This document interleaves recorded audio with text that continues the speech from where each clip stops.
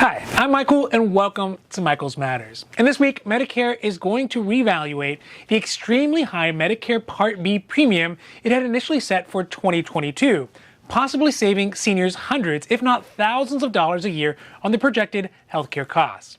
This is because this month, millions of seniors across the country came to an unwelcome surprise as their Social Security, SSDI, and SSI checks for January came in and they found that they actually had a lot less money than they had calculated with the new cost of living adjustment, or COLA, factored in.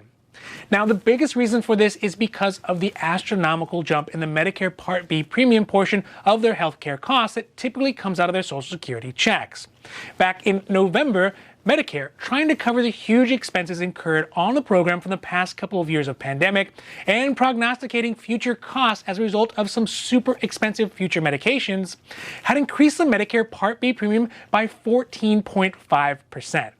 So this meant that even despite the roughly 6% increase in the cost of living adjustment, or the COLA, for folks who are on Social Security retirement, SSDI, that's Social Security Disability, and SSI, in many cases, the increase did not even rise to match the increased Medicare Part B premiums. Now, Javier Becerra, seen here on his 6th grade school trip to the U.S. Capitol, who is now the Secretary of Department of Health and Human Services, that's DHHS, and under immense amounts of pressure from senior groups, retiree groups, and lawmakers, has ordered Medicare to reassess their initial Medicare Part B premium price increase to help lower the cost of Medicare for lower and middle income American seniors. So today we are talking about the possible reduction in the Medicare Part B premium, how they may actually do this, and who will likely see the benefits of these new reduced Medicare costs. Now, before we get to it, if you like this information, if you find it interesting, if you find it helpful, if you at least find it useful, please don't forget to like and subscribe. That way you can get updates when our newest and most informative videos become available. So let's get right into today and talk about the reassessment to reduce the Medicare Part B premium that was ordered by the Secretary of Health and Human Services, that's Javier Becerra. With the Medicare Part B premium set at $170.10 for 2022, this will make this year's premium the highest that it has ever been in the history of the program. This, of course, was mostly due to the highest percentage increase in the Medicare premium in the last couple of decades. Part of the reason for this premium was set so high for 2022 is because CMS is required to set a premium every year of at least 25% of the estimated cost of the program in that given year. This was only exacerbated by the massive increase in the number of Americans who are deciding to retire early rather than to go back to work during what is being called the Great Resignation, in addition to the 6 million new Medicare beneficiaries who will be turning 65 this year and aging into the Medicare program. Now, to get an idea of just how many people that actually is, here are 3 pictures of 2 million people because, well, it turns out that it's really hard to find a picture of 6 million people. So we're just going to have to use our imagination a little bit.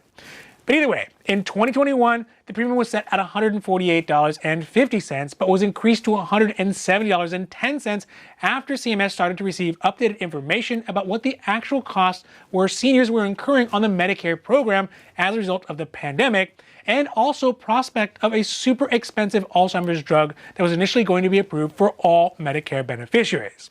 This medication had an initial price set at a cost that would equate to $58,000 per year per beneficiary who is qualified for its usage.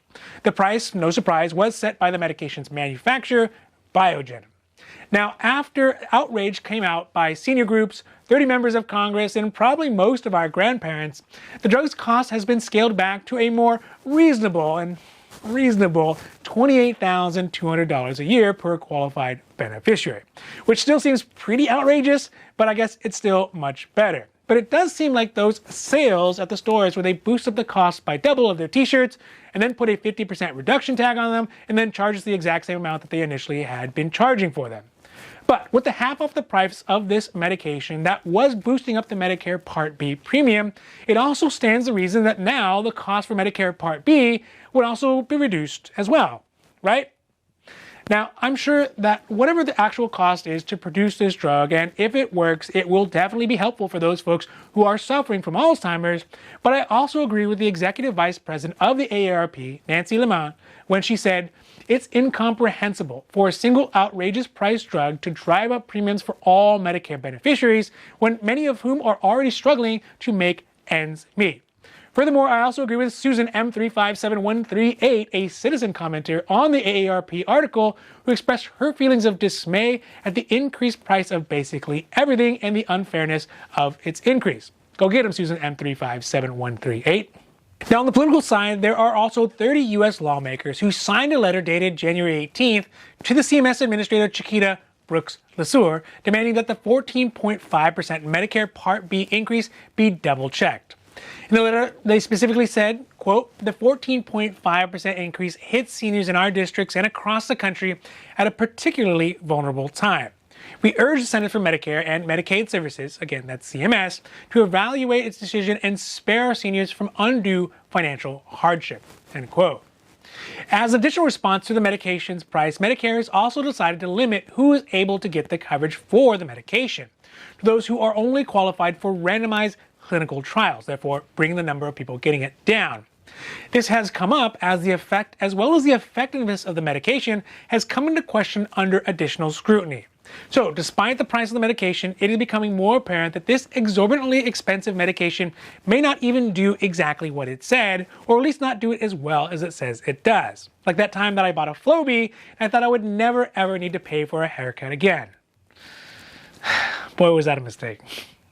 Now, when we look at this whole situation, it really strikes at the heart of the issue, which is that for years, drug companies have seen Medicare and American seniors not as valuable parts of our nation with irreplaceable experiences and perspective, but as cash cows who can be sold medications that have some improvement on their quality of life, have the government pay for it, and then jack up the prices to a Scrooge McDuckian levels of profit.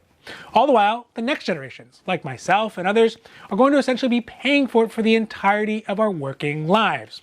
Furthermore, this is basically the worst time to have such a huge increase in the Medicare cost for seniors, as things like inflation, gas prices, rent, housing, food, and basically everything is jumping up in price. All the while, there's a paltry 5.9% increase in the COLA for folks on Social Security retirement, SSDI, and SSI, which is not even covering the real cost of living, let alone the Medicare Part B premiums.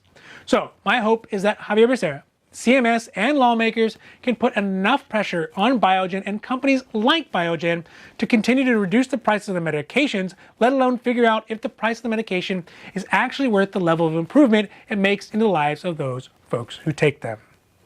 Now, that's it for today, and I hope that you found this video interesting and helpful, or at least useful. And if you did, please don't forget to like and subscribe. That way you can get updates when our newest and most informative videos become available. So for Michael's Matters, I'm Michael, hoping that you take care of others, take care of yourself, and have a happy, healthy day.